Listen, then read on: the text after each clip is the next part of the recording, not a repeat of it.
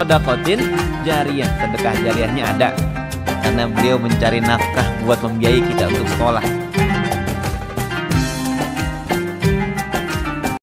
Bihi ajma'in.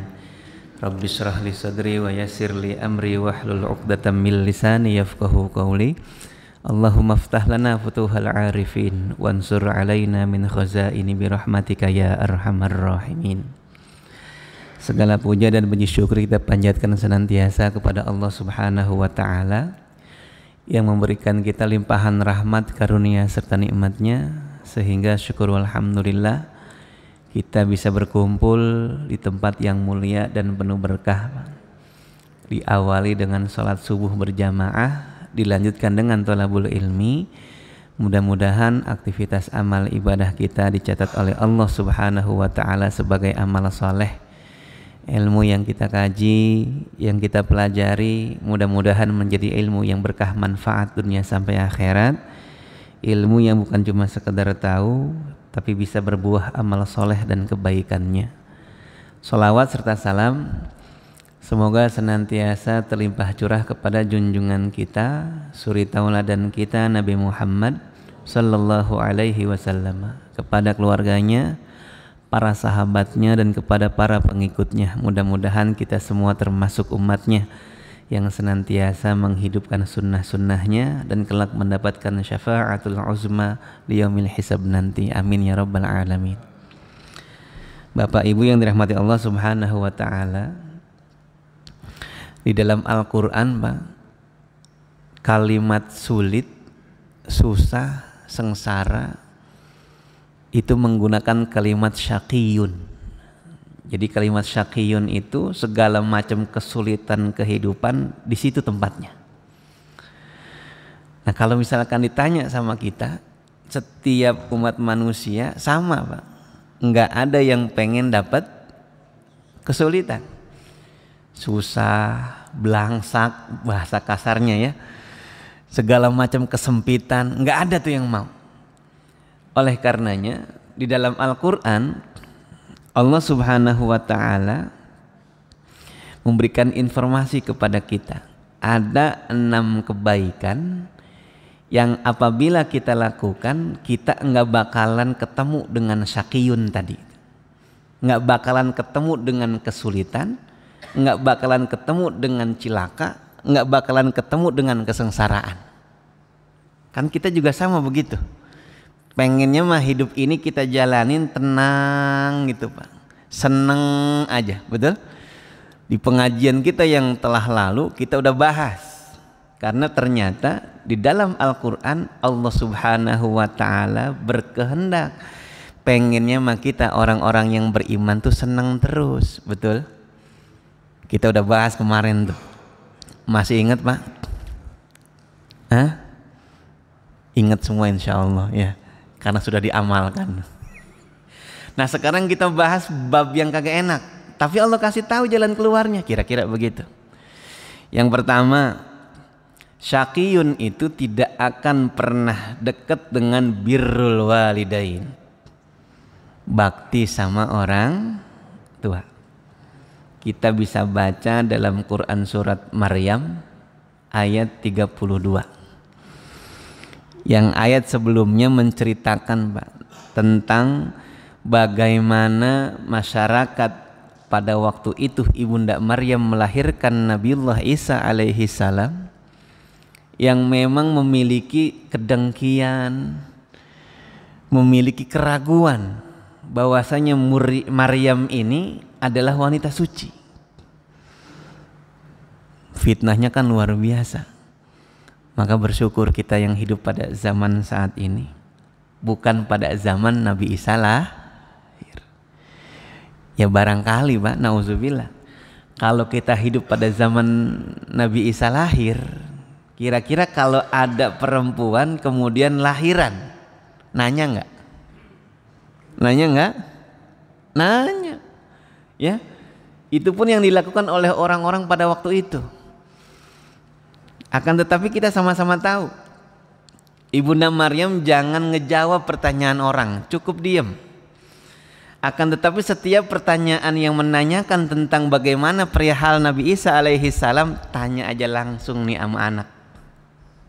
Fa asyarat ilaih. Ya, kalau ditanya Maryam, bapaknya siapa nih bocah, kira-kira begitu Pak. Fa asyarat ilaih. Tanyanya sama dia langsung, begitu. Orang-orang pada waktu nanya, kaifa nukallimu man kana fil mahdi sabiyya? Gimana ceritanya kita suruh nanya sama bocah yang masih digendong, yang baru lahir. Pak, Ibu, kira-kira kalau pada zaman itu kita hidup, sama nggak pertanyaannya? Sama? Sama Pak? Bapak nanya nih, Neng, anak bapaknya nih, bapak anak lu siapa? Tanya aja mau dia sendiri, begitu. Nggak ngomong tapi cuma suruh nih fa asyarat ilaih, cuma diunjukin, tanyaannya sama dia, kira-kira begitu Pak. Mereka nanya, gimana kita nanya sama bocah yang masih digendong. Atas izin Allah subhanahu wa ta'ala, Nabi Isa kemudian bisa bicara. Qala inni abdullahi ataniyal kitaba wa ja'alani nabiyya. Aku ini adalah hamba Allah yang nanti akan mendapatkan kitab. Kitab apa Pak? Yang diturunkan kepada Nabiullah Isa alaihi salam? Injil. Bahasanya bahasa apa? Injil bahasa apa? Iya, bahasa Ibrani. Wa ja'alani nabiyya. Dan aku akan menjadi seorang nabi. Wa ja'alani mubarakan aynama kunt. Dan Allah juga akan menjadikan aku ini diberkati dimanapun aku berada. Wa awsani bis salati waz zakati ma dumtu hayya. Dan Allah memberikan kewajiban kepadaku untuk sholat, zakat selama saya masih hidup. Wa barram biwalidati, tuh.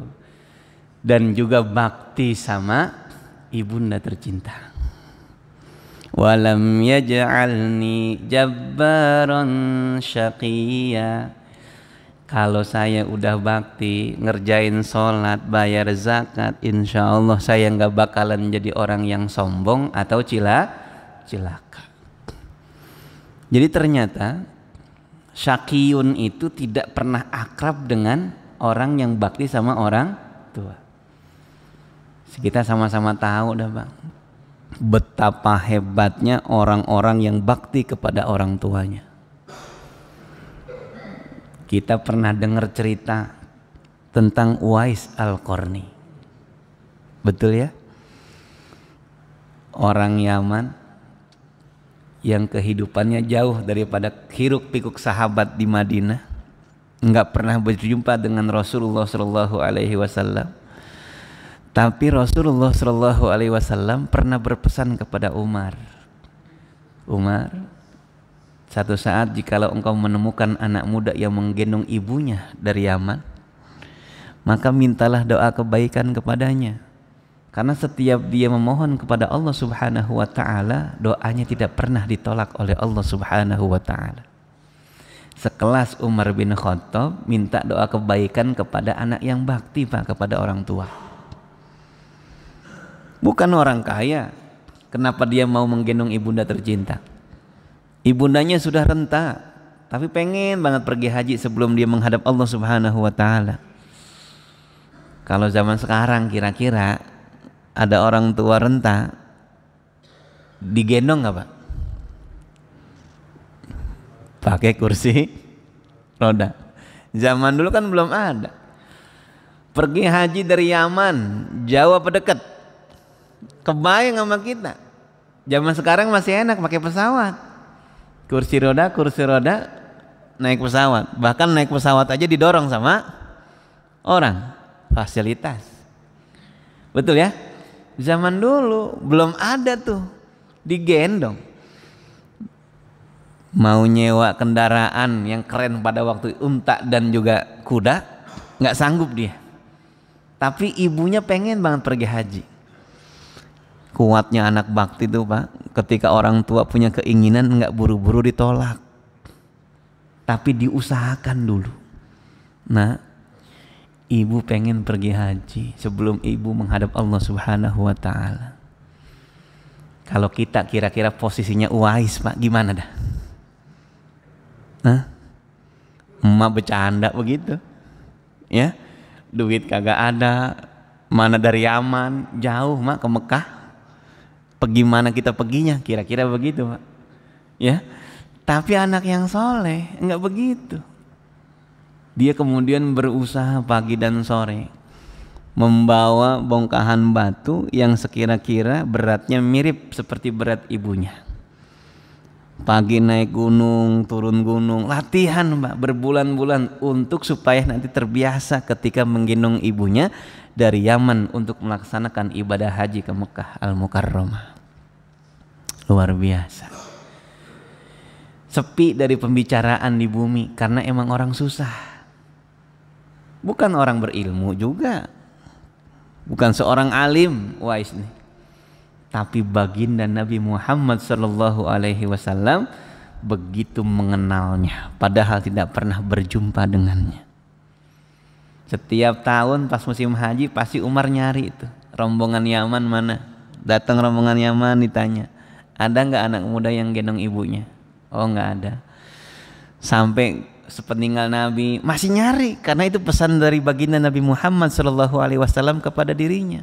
Kalau ketemu nanti anak muda yang gendong ibunya dari Yaman, minta doa kebaikan kepadanya. Akhirnya ketemu Pak. Alhamdulillah. Umar bin Khattab segitu solehnya, sahabat Nabi tercinta, masih diberikan nasihat oleh Nabi untuk meminta doa kebaikan dari anak yang soleh. Syukran, terima kasih Ustaz. Halo? Halo? Kira-kira kita bisa nggak jadi Uwais? Bisa?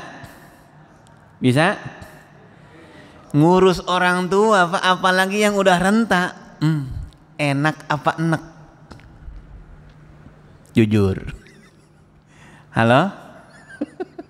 Enak apa enak? Kita ngomong pelan nggak kedengeran. Ngomong tinggi dikit berasa dibentak. Salah lagi. Kita ngomong ngalor dia ngertinya ngidul, gitu nggak sih? Ini kita ngaji orang tua kita, tapi buat nasihat diri kita Pak. Satu saat kita bakalan tua, kira-kira begitu. Maka ikhwatal iman rahimakumullah, orang tua merupakan harta yang paling berharga yang dimiliki oleh anak-anak yang soleh yang berbakti kepada keduanya. Orang tua juga merupakan harta yang paling berharga yang hilang daripada anak-anak yang durhaka.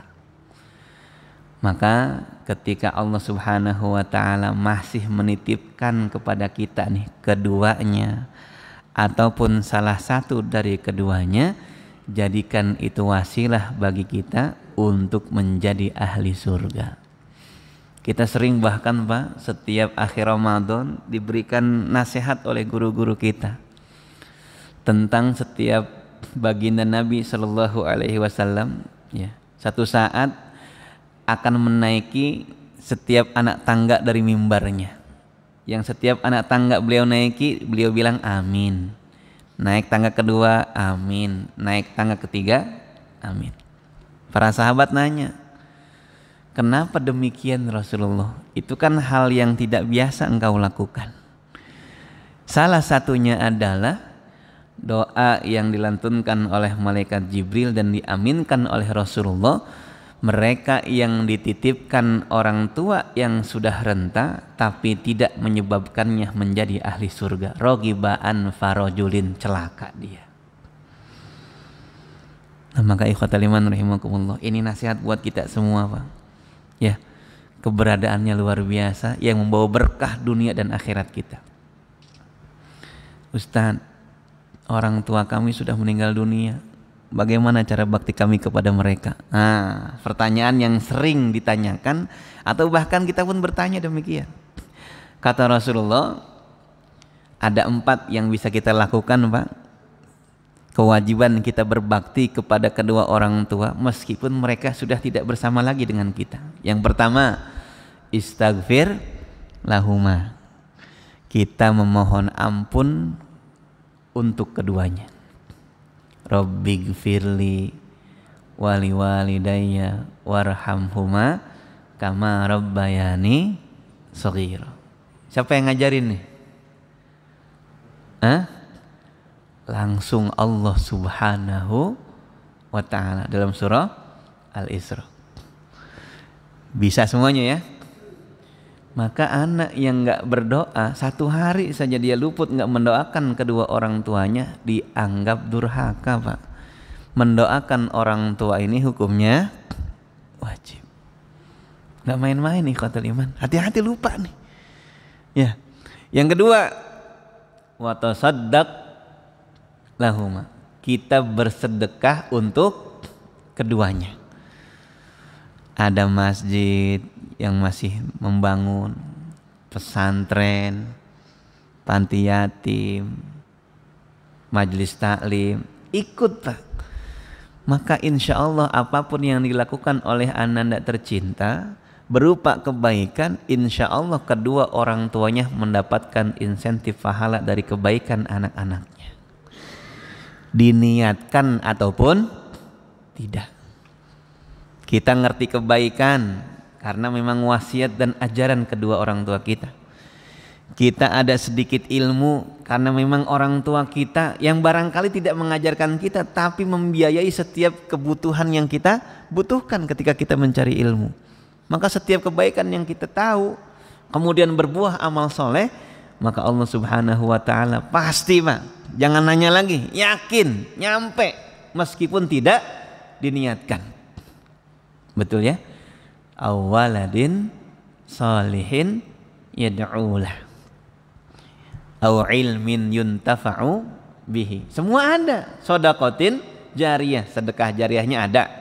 Karena beliau mencari nafkah buat membiayai kita untuk sekolah, pesantren. Ilmu yang bermanfaat. Kira-kira Pak, orang tua semuanya pasti memberikan nasihat kepada kita untuk melakukan kebaikan. Betul ya? Karena kita pun sama, menasehati anak-anak kita nih. Dan tentunya kita berdoa insya Allah untuk kedua orang tua. Nih ikhwatul iman rahimakumullah. Kalau kita terlalu sedih Pak ditinggal oleh keduanya, maka nasihat yang paling baik buat orang-orang yang beriman dalam dirinya yang kehilangan betul dengan orang-orang yang dicintainya, khususnya adalah kedua orang tua. Paling tidak nasihatnya kan begitu Pak. Seandainya dulu dia hidup sama kita, sanggup gak kita nih bangunkan sebuah istana? Bisa? Enggak. Ketika beliau hidup sama kita, bisa nggak kita ngasih mahkota? Bisa? Tidak. Memakaikan jubah kebesaran yang tidak pernah dipakai oleh manusia di kolong langit ini, Pak. Nggak bisa kita. Belinya kemana? Ya. Tapi ketika beliau sudah menghadap Allah Subhanahu wa ta'ala, justru kesempatan itu terbuka. Kita pengen bangunin istana buat orang tua kita di surga, sedekah kita. Ada yang bangun masjid, sedekah. Karena kata Rasulullah, man bana masjidan banallahu baitan fil jannah. Siapa orang yang bangun masjid, Allah akan bangunkan istana nanti di surga.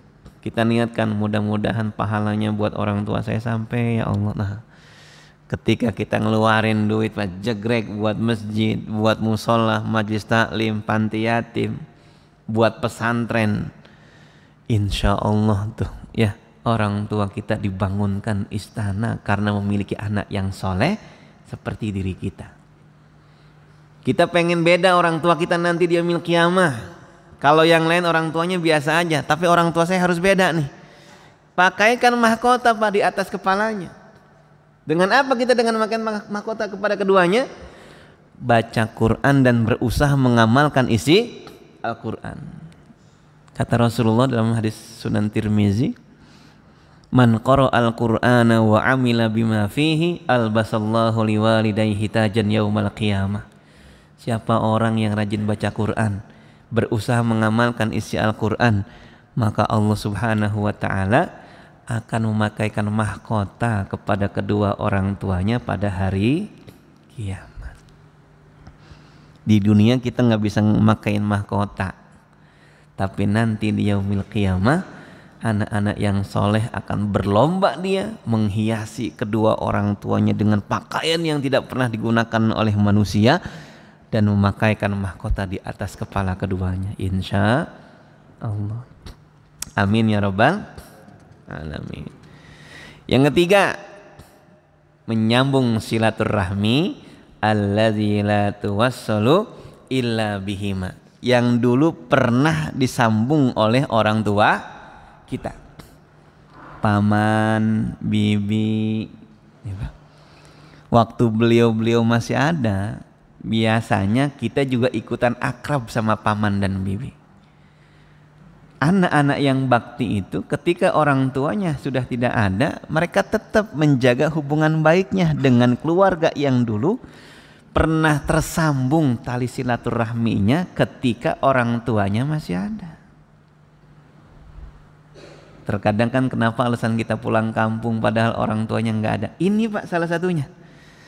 Jadi kalau bapak masih pulang kampung, meskipun orang tua udah nggak ada, ini cara kita untuk bakti kepada orang tua. Terus tersambung gitu hubungan baiknya.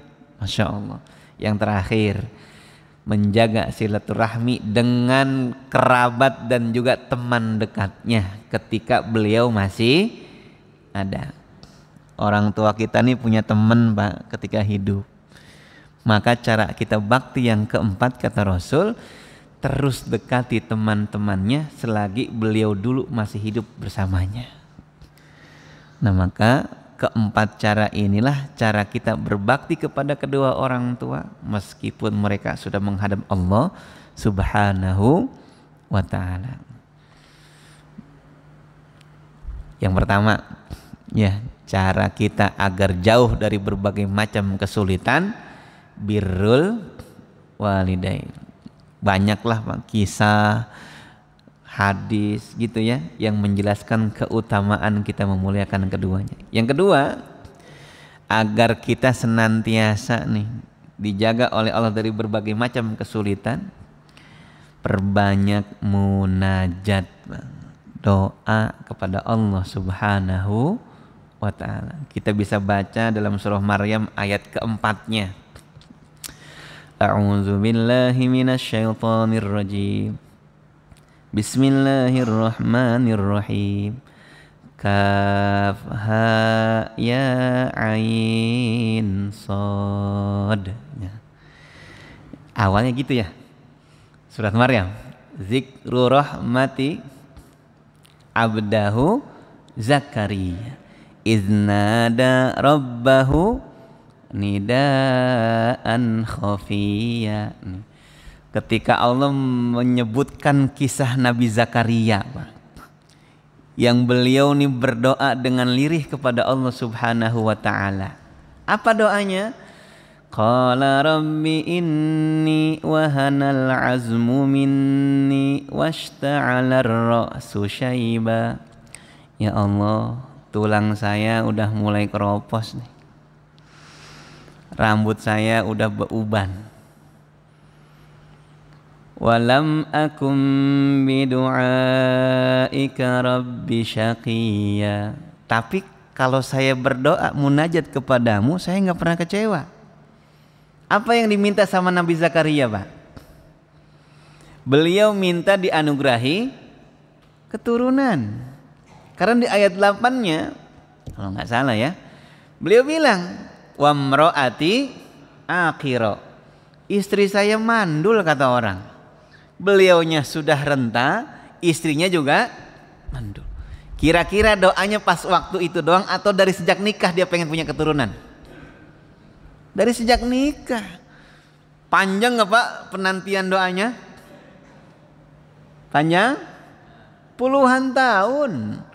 Tapi beliau bilang, walam akum bidu'aika rabbi syaqiyya.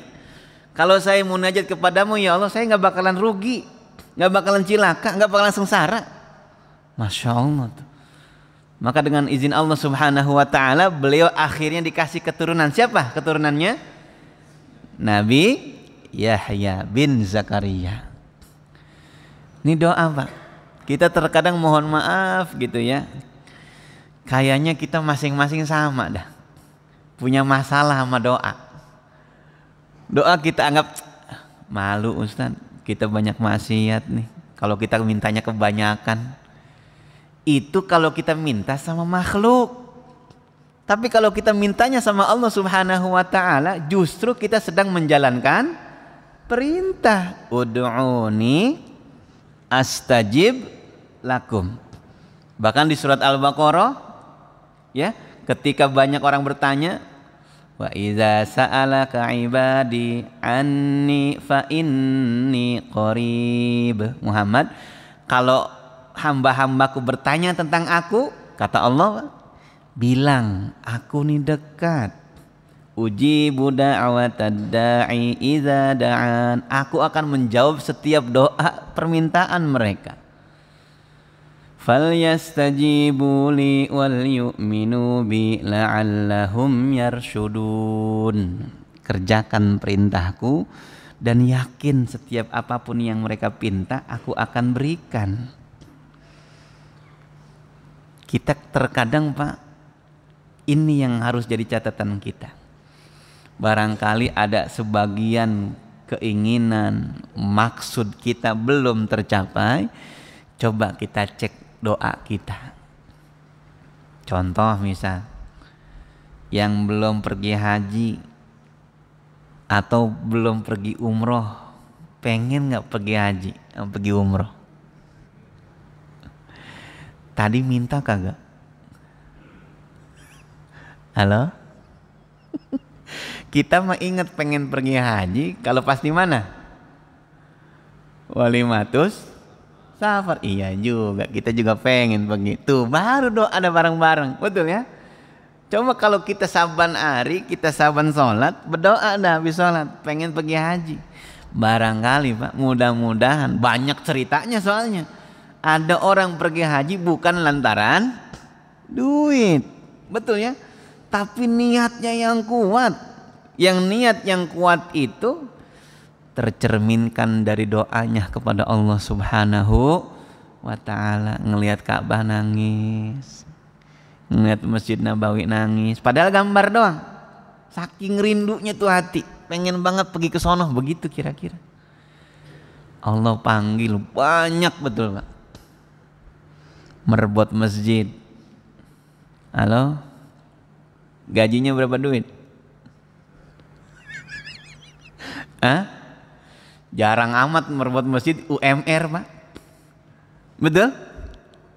Tapi nggak sedikit Pak. Saya berkali-kali bawa jamaah, itu merebut masjid ada aja. Ya, Masya Allah. Sampai dia nanya, Ustadz, ini Masjidil Haram kita pel berapa lama? Begitu dia. Ya, saking rajinnya dia Pak. Bahkan sebagian masjid sampai berebutan, masyarakatnya pengen ngeberangkatin merebut masjid. Brahmapuri contohnya itu. Ya, kita aja dah yang berangkatin, besok berangkat sama saya. Kata tetangganya, saya dulu dah, saya juga mau berangkat ini, besok sama saya. Coba itu, gaji cuma 800.000 Pak. Penghasilan tambahan dari pengajian begini nih, dia buat snacknya. Ya, sehari-hari istrinya cuma jualan di depan masjid, jualan nasi uduk, ada telur gulung. Luar biasa tuh. Kenapa demikian coba Pak? Doanya kuat. Kata kita manusia nggak bakalan pergi dia karena duitnya dikit. Tapi buat Allah mah bukan masalah duit, betul ya? Pergi ke tanah suci itu urusan Allah. Siapa dari sekian banyak hamba-hambanya yang dipilih oleh Allah Subhanahu wa ta'ala untuk bisa berangkat haji. Nah gitu kita. Contoh, ini masalah doa Pak. Kita punya anak yang udah gede, dewasa. Kira-kira kita nih sebagai orang tua punya nggak mantu idaman? Punya? Punya. Kalau kita pilihin mantu idaman kita sama anak kita nih, berantem gak kita? Ih papa zaman sekarang masih aja dijodoh-jodohin kayak Siti Nurbaya, begitu dia bilang. Tapi kalau kita mintanya Pak sama yang punya pabrik jodoh, siapa yang punya pabrik jodoh? Allah Subhanahu wa ta'ala. Enggak usah nyebut nama, sebutin aja speknya. Kita pengen punya mantu, speknya kayak gimana? Nah minta dah sama Allah. Ya Allah, anak saya udah gede ini, kasih mantu buat saya yang soleh, betul Pak? Yang ganteng. Ini jangan kehilangan ganteng nih, mau cakep. Karena anak kita pasti pengen yang ganteng atau cantik, betul? Dia punya perusahaan sendiri, anak orang kaya, anak satu-satunya, orang tuanya udah pada tua, penyakitan lagi, cakep tuh. Kalau kita nyari model mantu begini dapat nggak? Susah. Tapi kalau kita minta sama yang punya pabrik jodoh, dapat nggak kira-kira? Dapat. Kita punya cucu yang baru lahir Pak, sama. Ya Allah, saya pengen punya anak, punya cucu nih, ahli kesehatan, jadi seorang dokter, biar jadi dokter keluarga. Kalau nanti ada yang sakit, dia bisa ngasih pertolongan pertama sebelum ke rumah sakit. Dokter yang soleh ya Allah, yang dunianya dapat dianterin sampai ke depan pintu rumahnya, tapi dia pun mencari keridhaan dan juga kemuliaan di hadapanmu, menjadi wasilah dengan ilmunya menolong banyak orang. Saya juga pengen punya anak, punya cucu, punya mantu yang punya pangkat tinggi, seorang jenderal, sebutin Pak. Jangan cuma nyebutin korpsnya, tapi jenderalnya sebutin biar tinggi, supaya menjadi jalan pertolongan bagi yang terzolimi dan teraniaya. Begitu. Kalau doanya dari dia mulai lahir sampai 20 tahun kita berdoa minta dia jadi dokter ataupun jadi pangkat, dikasih nggak kira-kira? Hah? Doanya berpuluh tahun soalnya. Masa iya dari sekian banyak nih kita doa, ya kagak ada yang diijabah? Nggak mungkin. Barangkali kita cek lagi cara doa kita. Sama kayak kita ngelihat bayi Pak, cucu kita atau anak kita nih, kita lagi di dapur, lagi nemenin istri kita masak, anak kita nangis, wah, wah, wah. Biasa nggak kita? Biasa aja, sabar ya nak, bapak datang, betul. Jalan atau lari? Jalan atau lari? Jalan. Tapi kalau nangisnya wah begitu, lari nggak Pak? Lari. Kira-kira ilustrasi doa begitu Pak. Kalau kita doanya minta kepada Allah serius banget, setiap saat kita doa dengan fokus doa yang kita pinta, insya Allah pasti Allah kasih. Yang penting kan ketika kita berdoa itu sesuaikan dengan kondisi kita. Ada tata keramanya. Enggak semua bisa kita pinta. Betul. Boleh nggak kita minta helikopter? Boleh. Tapi kalau Allah kasih sekarang, ribet nggak kita Pak? Mau parkir di mana? Betul. Parkir di atas rumah, genteng orang hancur semua. Nah itu namanya doa tapi nyusahin diri sendiri. Tapi kalau kira-kira cuman baru buat cucu nih, jangan ngelihat ke kita. Kedokteran mahal Ustaz, kata kita manusia mahal, buat Allah mah nggak ada yang mah.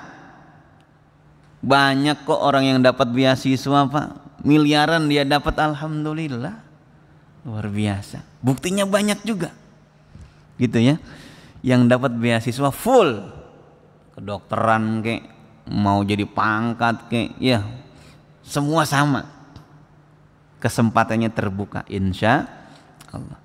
Maka ayo ikhwatal iman rahimakumullah, ketika kita nggak mau dekat sama kesulitan, bentengi keluarga kita, diri kita, lingkungan kita dengan munajat kepada Allah Subhanahu wa ta'ala. Yang ketiga, kalau kita pengen jauh dari syaki, dari berbagai macam kesempitan dan kesulitan, akrabkan diri kita dengan Al-Quran. Kita bisa baca dalam Quran surat Thaha ayat 2. A'udzu billahi minasyaitonir rajim. Bismillahirrahmanirrahim. Thaha ma anzalna 'alaikal Qur'ana litashqa. Tuh.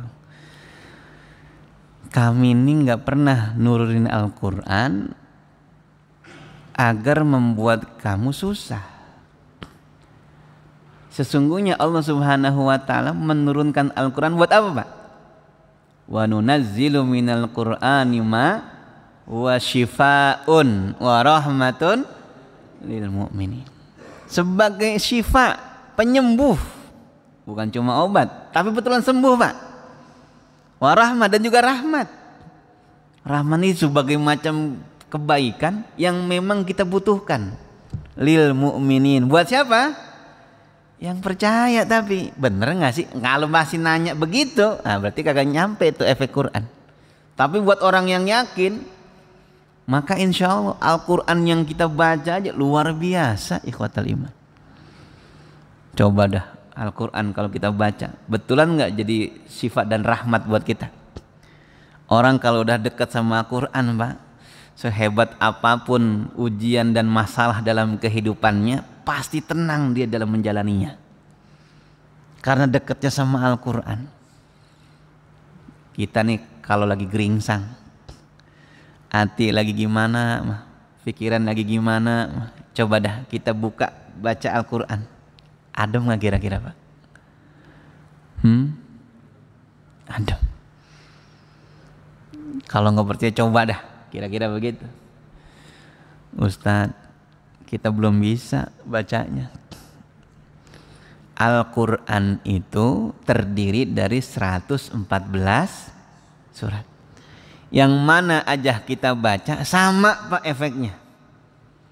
Karena yang diganjar oleh Allah Subhanahu wa taala bukan suratnya, tapi setiap hurufnya. Al-Fatihah, Al-Quran bukan. Quran. Al-Ikhlas, Al-Quran bukan. Al-Quran. Wal Asri, Al-Quran bukan. Al-Quran. Al-Falaq, Al-Quran. An-Nas, Al-Quran. Al-Fil, Al-Kausar, surat-surat favorit nih, Pak. Apal meren, betul ya? Karena apapun sholatnya setelah baca Fatihah, itulah bacaan suratnya, betul? Kita baca banyak-banyak, kita ulang, kita baca, sama nggak dapat pahalanya? Insya Allah, Bang. Kita baru benar baca surah Al-Fatihah nih. Baca Al-Fatihah banyakin. Kalau emang kita yakin banget itu mah insya Allah udah benar, baca Fatihah. Bismillahirrahmanirrahim. Terus aja. Waladhdallin. Amin. Bismillahirrahmanirrahim. Udah hafal banget nih di kepala kita. Buka dah sedikit-sedikit terjemahannya, begitu. Kalau udah dibuka terjemahannya, mudah-mudahan lebih meresap kepada kita. Itu yang dimaksudkan kalau kita dekat dengan Al-Quran. Ajaran Al-Quran jangan tanya, Pak, luar biasa. Kaedah-kaedah Quran luar biasa nggak semuanya? Luar biasa. Contoh misalkan dalam Quran ada kaedah gini, Pak. La tas'alu an asya'in in tubdalakum tasukum. Jangan kamu bertanya tentang sesuatu yang kalau kamu mulai justru akan menyulitkanmu. Kita dikasih amanah nih, Bang, saya nitip beliin ayam apa? Oh gitu. Kalau kita nggak tanya ayam model apa aja kita bawa, diterima nggak mau dia? Diterima, Pak? Terima. Coba kalau kita rewel, ayamnya ayam negeri apa ayam kampung? Ayam kampung, Bang. Jago apa perempuan? Perempuan dah. Yang udah bertelur apa belum? Makin susah nggak, Pak? Aturan mah kita nih cuman sampai depan udah ketemu tuh ayam, betul. Cuman karena banyak banget spesifikasinya, ribet nggak akhirnya? Waduh, kagak ada di depan Aster nih. Kudu pergi ke lote, tuh nyusahin diri sendiri. Itu kaidah siapa? Quran. Sama kayak dulu Nabi Musa alaihi salam ketika mau motong sapi, ada pembunuhan nih. Kata Allah, potong sapi biar pengen tahu siapa yang ngebunuh. Begitu kira-kira Pak.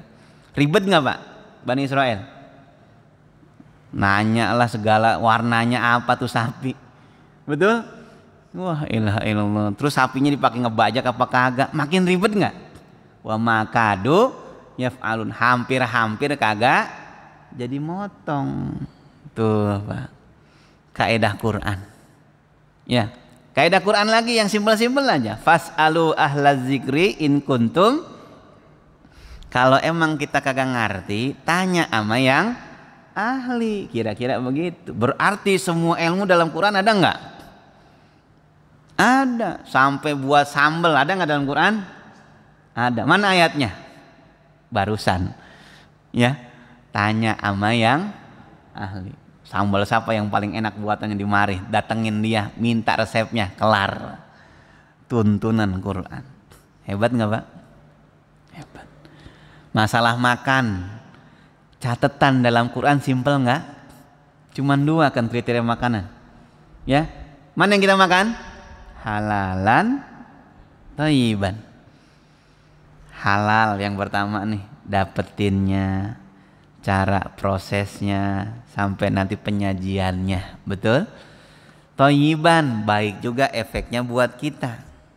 Kalau udah makan, kaidah berikutnya wala tusrifu, jangan berlebihan, biar panjang kita nikmati enaknya makan. Kita Pak nih makan daging kambing, boleh nggak? Boleh. Yang punya darah tinggi boleh nggak makan daging kambing? Boleh. Yang penting jangan kebanyakan. Lah kalau cuma 1 tusuk lah bismillah, jangan takut udah. Yang buat kita naik darah tinggi itu karena kita mikirin penyakit Pak. Nikmatin aja dulu, ntar kalau masalah puyeng dikit mah tinggal beli obat. Betul.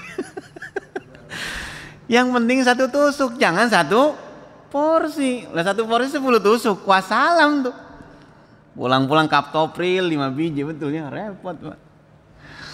Makan durian boleh nggak? Boleh. Meskipun punya kolesterol, yang penting jangan sampai 1 biji. Ya, kalau cuma 1 nyamplung mah nikmatinnya bismillah udah. Yang penting wala tusrifu. Coba kalau kita jaga cara makan kita nih dari muda sampai sekarang, pasti kita Pak boleh semua kita makan.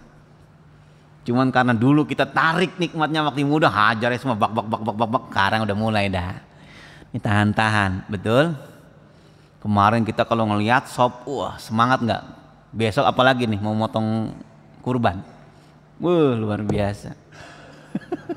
Sekarang kita ngelihat kambing aja naik darah kita, belum makan itu, baru ngelihat.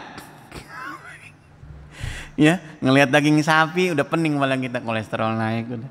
Ya, ngelihat yang hijau-hijau udah megangin dengkul baik, asam urat. Duh ilaha illallah. Padahal Quran bilang halalan thayyiba wala tusrifu, yang halal dan baik buat kita, kemudian jangan berlebihan. Secukupnya insya Allah. Itu kaedah-kaedah yang barangkali Pak, yang simpel banget. Dan kaedah besarnya buat kita orang beriman, orang Allah subhanahu wa ta'ala ini tidak pernah menghendaki kesulitan. Yuridullah bikumul yusra wala yuridu bikumul usr. Allah pengennya kita yang baik Pak. Agama tuh gak ribet. Ya, ribet gak agama? Suruh ngaji ribet gak? Halo? Ngaji ribet gak Pak? Enggak. Pengen tiduran mah mendingan di tempat ngaji, betul? Enggak usah pulang. Enggak diniatin ke insya Allah dapat pahala lagi. Bismillahirrahmanirrahim. Assalamualaikum. Waalaikumsalam warahmatullahi wabarakatuh. Kemarin hari kenaikan Isa al-Masih yang diperingati kaum Nasrani. Apakah kenaikan Yesus sama dengan kenaikan Nabi Isa yang diangkat oleh Allah Subhanahu wa ta'ala? Sama nggak kira-kira? Kalau ceritanya barangkali boleh jadi mirip Pak, ya. Karena kita pun sama dalam Al-Quran diberitahukan oleh Allah Subhanahu Wa Taala Nabi Isa itu diangkat, akan tetapi yang ditangkap sama orang-orang pada zaman itu subbiha lahum, yang diserupakan mirip banget sama Nabi Isa. Kalau bahasa sejarahnya siapa namanya? Siapa? Yudas Iskariot, gitu ya sejarahnya. Boleh jadi sama. Karena yang buat beda ikhwatal iman cuman cara keyakinannya Pak. Kalau orang-orang Nasrani meyakini Nabi Isa ini anak Tuhan, sedangkan kita meyakini Nabi Isa tadi tuh karena memang berita dari Allah Subhanahu Wa Taala, inni Abdullah ataniyal kitab wa ja'alani nabiyya. Jangan heran juga Pak, Nabi Isa ini banyak kelebihannya. Wa ja'alani mubarakan aina ma kuntu, karena banyak istimewanya. Pada zaman itu maju kedokteran Nabi Isa alaihissalam, makanya mukjizatnya berupa menyembuhkan penyakit kusta. Terus yang buta bisa jadi lihat. Bahkan yang paling keren apa? Menghidupkan yang sudah mati. Betul ya? Tapi kalau misalkan alasannya ini beliau dianggap menjadi anak Tuhan, wah berarti dia harus belajar kepada kisahnya Nabi Ibrahim alaihi salam, yang ketika bertanya kepada Allah, ya Allah coba bagaimana caramu menghidupkan yang sudah mati? Apa kata Allah Pak? Ibrahim naik ke atas bukit, ya ambil burung, dibelah-belah di burung, pisah-pisahin, betul Pak? Satu belahan di gunung yang ini, satu belahan di bukit ini, dipisah-pisahin. Panggil dia, dipanggil Pak, atas izin Allah kumpul lagi semuanya, betul? Betul? Surat Al-Baqarah tuh bercerita tentang itu. Tapi kenapa yang disembah cuman Isa, enggak sekalian Nabi Ibrahim? Kalau Isa kan ada mayatnya di situ, kagak dimutilasi, kagak dibelah-belah, kagak dipisah-pisah. Lah Nabi Ibrahim keren nggak? Dibelah-belah Pak, dipisah-pisah tuh, dipanggilin itu burung, nyampur lagi semua. Waduh. Kalau emang penyembahan kepada Isa alaihi salam disebabkan karena itu, ya. Nah maka mudah-mudahan nih Allah selamatkan kita, gitu ya. Boleh jadi sama kisahnya karena memang antara kitab Injil dan kitab Al-Quran ini banyak memang bersesuaian, kecuali yang memang sudah dirubah oleh rahib-rahib mereka, gitu Pak. Makanya kalau misalkan ceritanya dari Injil, pesan Nabi jangan semuanya diingkari, karena sebagiannya boleh jadi masih asli, betul ya? Nah, wallahu a'lam bishawab. Ini hati-hati nih, kalau dipotong viral repot kita Pak, betul ya? Jadi gitu ikhwatal iman rahimakumullah. Maka kembali lagi Pak, Al-Quran ini sebagai penyembuh, ya, nggak bakalan bersisa kita punya penyakit. Penyakit dalam diri banyak bentuknya. Ada yang betul penyakit badan, ataupun barangkali penyakit yang berasal dari pikiran, gitu ya. Maka Al-Quran insya Allah bisa tuh Pak menetralisir setiap perasaan dan pikiran kita yang barangkali sedang kacau. Akrabkan dengan Al-Quran insya Allah. Al-Quran mah jangankan dibaca, didengerin aja dapat pahala. Berangkat kerja nih, ketimbang kita dengerin musik-musik yang barangkali tidak membawa manfaat, mendingan kita setelin murotal.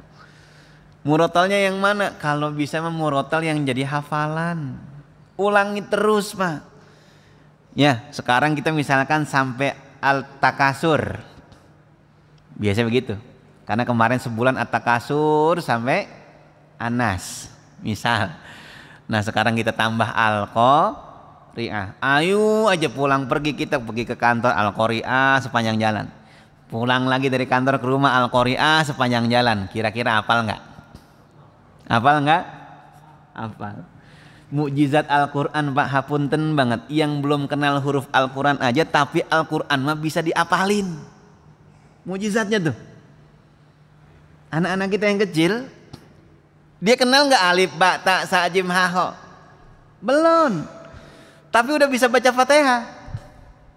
Kenapa bisa? Kita ajarin. Betul Pak? Bapak ngapal doa Allahumma barik lana fima razaqtana, doa makan kapan nih coba dah? Sebelum TK udah hafal, betul. Kenapa coba? Tulisannya kita kagak ngerti kayak gimana dulu. Pokoknya udah hafal aja, setiap kita mau makan doanya pasti itu, betul Pak? Dari usia anak kita udah bisa ngomong, kita udah ajarin kalau mau makan. Allahumma barik lana fima razaqtana tanah, betul Pak? Anak saya tuh. Yang baru 2 tahun setengah udah bisa, dia udah hafal padahal dia belum pernah ngelihat tulisannya kayak gimana. Itulah hebatnya Al-Quran ikhwatal iman. Kita barangkali susah membacanya tapi bisa menghafalnya Pak. Bayangin coba, dengerin aja kaset murotal nih imam-imam besar yang kita tahu dah, kita senangnya denger yang mana pakai itu, kelar udah hafal bisa insya Allah. Keren kan? Jarang-jarang kita bisa murojaah Syekh Abdurrahman As-Sudais, dia baca pakai kita dengerin. Berarti kan kita yang lagi ngedenger murojaah dia. Masya Allah. Al-Quran Pak, mujizat hebatnya Al-Quran nih, kita kagak hafal atau bahkan kita kagak bisa baca Quran, ngedenger orang baca Quran salah, tahu nggak? Tahu nggak Pak? Tahu. Kalau udah baca Quran yang gerinjul mulu, banyak banget gerinjulannya kayaknya tuh. Kalau nggak percaya coba. Ya, kita nih nggak tahu, nggak hafal, suruh orang baca, bacanya salah, didengerin juga kagak enak. Hebatnya Al-Quran, biasanya benar tuh, ya. Nah maka, ayo akrabkan diri kita dengan Al-Quran insya Allah. Lanjutkan pertemuan berikut.